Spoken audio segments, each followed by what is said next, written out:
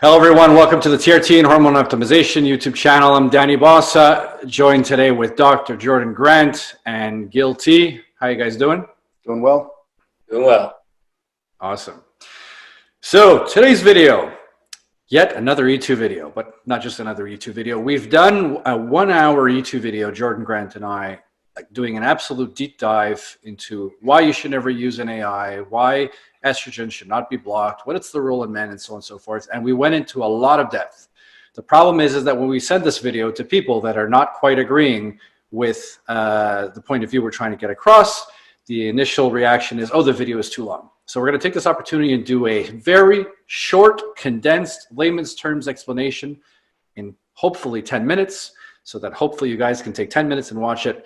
And we will also be providing a link to the Google Drive that Jordan Grant put together in the description of the video, so you can go in and check everything out. If you're going to do that, I would strongly suggest looking at the one file called Estradiol as a Male Hormone. If you're going to choose any of them to read, that will be the one to read. And then by all means, you can come back with your thoughts, comment on the video. So guys, I leave it to you. Gil.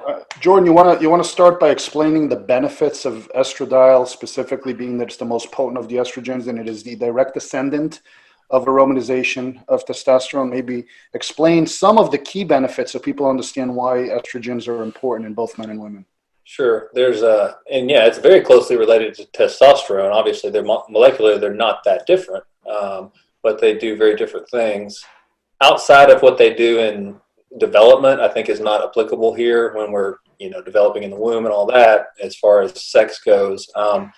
Estrogen is very important in reproduction, but outside of that, in general, there's a few things that are the most important that we talk about. Number one would be cognition and brain health. Aromatase is expressed in the brain. E2 is made there directly at neurons. It is there for neural protection, and aromatase actually increases during traumatic brain injury to try to protect the brain. They've shown that it helps with certain types of memory. When you block E2 in men or castrate a man, you can tell right away they don't think like they used to. So from a CNS standpoint, it's neuroprotective and helps there. Bone is the big one that we all think about. We think about women who are postmenopausal, losing bone density. Estradiol is very important in bone turnover and preventing that. Androgens are important as well for that, but without the estradiol there, you still lose bone mineral density as a man if you don't have estradiol. Estradiol is made there in the bone tissue as well.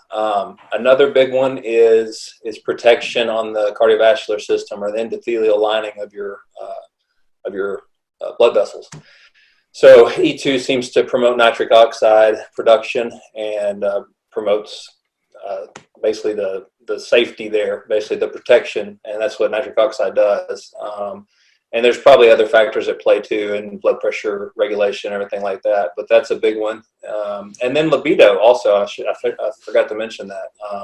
E2 is a big driver of libido. They've done all kinds of studies where they block aromatase in animals, a lot of them, and it decreases their mating behavior, changes mating behavior and all that. And we see it in men too when they don't have adequate E2, they don't have adequate libido. I'd say those are the big ones. Another one is metabolism, actually. People don't think about it that way. They think of E2 as making you fat, and it actually doesn't work like that. E2 is a huge driver of insulin sensitivity, and people who have low E2 tend to be more insulin resistant. E2 is a big driver of growth hormone secretion as well, whereas testosterone is not so much. So that's a big one, and there are some studies showing that even in adipocytes, fat cells, E2 actually helps with lipid metabolism, or trying to get the body to protect itself. It doesn't make you fatter. You increase aromatase with fat cells for a reason. Increases leptin levels and things like that. So that's another big one. It also helps with visceral fat loss. So those are kind of the top, I think, some of the big ones that are that we talk about all the time, at least. Okay, good. So now here's a really important factor. This is where people really need to follow this and understand what's going on. Now that we kind of understand in a nutshell how important estrogen is to the body, both in men and women, we need to understand how it's made. Okay, and where it's made. So when guys go out there and they get what's known as a serum estradiol test, whether it's ultra sensitive or CLIA or whatever panel you're getting, what they're testing is how much estrogen or estradiol specifically is present in your plasma. This is the liquid part, the non, erythrocyte or leukocyte or thrombocytes within your blood. It's the plasma in your blood, which is responsible for carrying hormones and nutrients. This is simply a spillover of the actual amount of estradiol in your tissues, and here's the reason for it.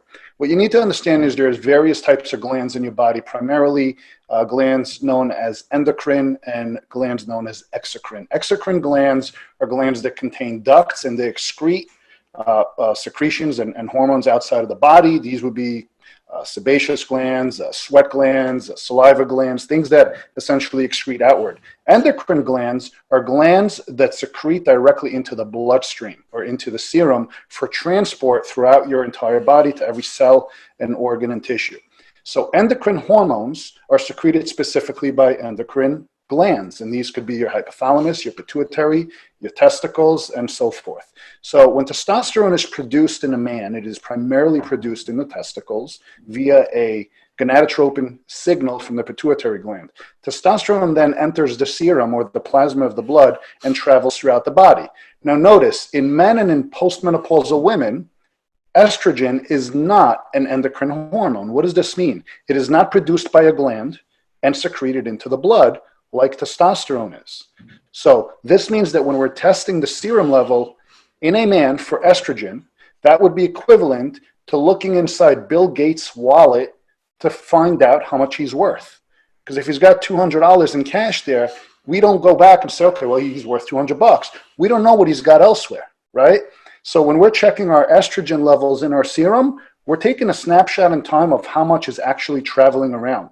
But Jordan, why don't you explain how estrogen is actually produced via aromatization and where this actually takes place? Sure. So I used to be under the misconception, like most of us are, that testosterone is just converting to estrogen just out in the bloodstream, out there in the body and floating around. And aromatase is actually an intracellular enzyme. So estradiol is actually made within the cells, which is a huge game changer than thinking that it's floating around acting systemically. So in every cell and every target tissue, there's varying levels of the aromatase enzyme. So testosterone, as it diffuses through the cell, attaches to aromatase, for lack of a better explanation, and that is then converted into estradiol, which acts locally and probably in a paracrine manner as well on nearby tissues, but in the tissue, in the target tissue, and is deactivated there as well. A tiny amount will spill over into the systemic circulation, and that's what you're picking up on the serum E2 test. Every tissue where aromatase is present will have different levels of E2. That is the game changer here. You have maybe 50% less in your bone than in your serum, whereas in other tissues you have 100-fold greater than in your serum. When you block E2, you block it everywhere. So essentially, just for those that don't understand, an enzyme is essentially a catalyst. It's something that attaches to a molecule and creates a chemical reaction and reduces the amount of energy required to create that reaction. So enzymes could be anabolic or catabolic. So aromatase is a catabolic hormone. It attaches to a testosterone molecule, knocks a few carbons off, knocks a few hydrogens off, and converts it to estradiol. That estradiol conversion does not happen in the bloodstream, right? It happens in the cells of the tissues where it is needed. This is a self-regulating negative feedback system. So when we are blocking the aromatase enzyme or inhibiting it by using aromatase inhibitors, what we're doing is we're preventing the formation of aromatase in our entire body and therefore depriving the tissues that require it, like you spoke earlier, our heart, our brain, our prostate, testicles, liver, kidneys, etc. All of these organs that require this hormone are essentially now being deprived of the hormone for the sake of adjusting a serum level, which, as we know, is not even in effect, right? So everything we just said is in the studies. These are random clinical trials and peer-reviewed studies that were published, and they're all going to be linked in this video. So everything we just said could be verified. Think of this video more of it as like an abstract or a Cliff's Notes version of what these studies actually contain, because we've read these thoroughly. We've discussed them for the course of about a year now, back and forth. And no matter how much of this we put out there, people are still going back to that old-fashioned thinking of estrogen is bad, block it, block it, block it. And they're blaming all of these issues on estrogen. So I know this question is going to come up, and maybe you could touch on this a little bit. All of these so-called estrogenic side effects that guys are getting, okay?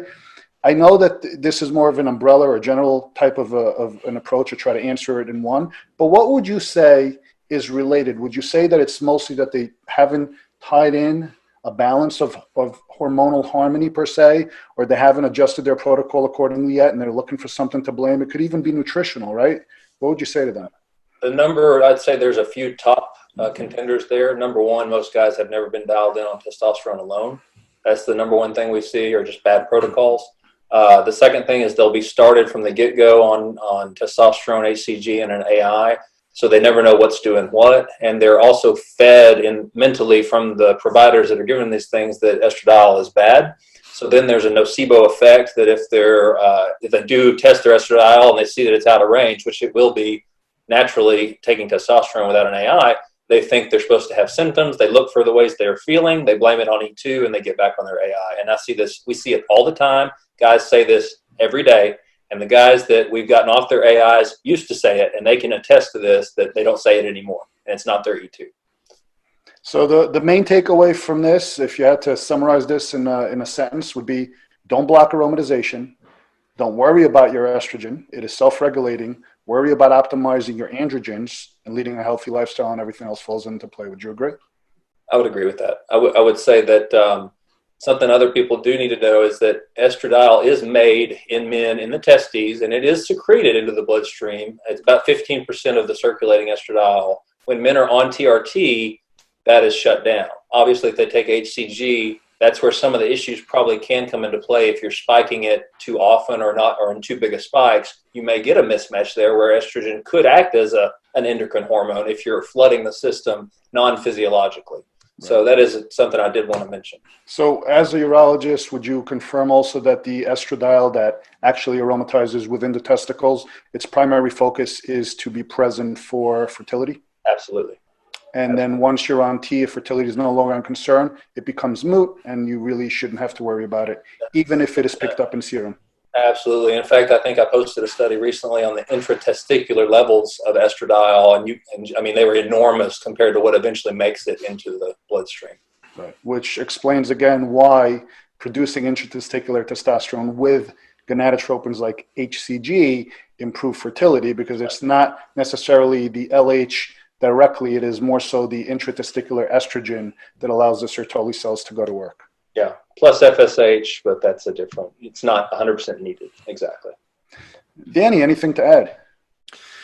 Yeah, one of the big things we hear often, what guys who were on the I need an AI, I can't go do well unless I have an AI, that are starting to get towards the point of realizing that they don't. When they are right in the middle, they're saying, well, I don't want to block it all the way. I only want to block it a little bit, so I'm just going to take a little bit. So if you guys are one of those, or when I say you guys, the people watching, if you're in that frame of mind where, but I only want to block it a little bit, rewind the video, listen to it one more time, and ask yourself why you would even want to block it a little bit. You're probably going to say, I want to block it a little bit because I have these issues. I have water retention, I'm getting this, I'm getting that, whatever. In virtually every single case, and Jordan, Gil, and I are in the same Facebook group, and we see this on a daily basis, it is either due to taking too much testosterone, too little testosterone, or a frequency of injection that isn't optimal for you.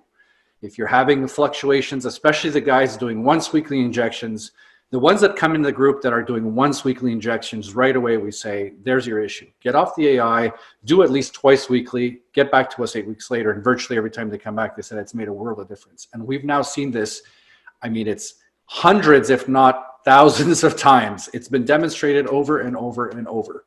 Okay, so I did one video about optimizing protocol in regards to how to figure out how often you need to inject, or how to, if you got to lower your dose or raise your dose. Definitely go check that out.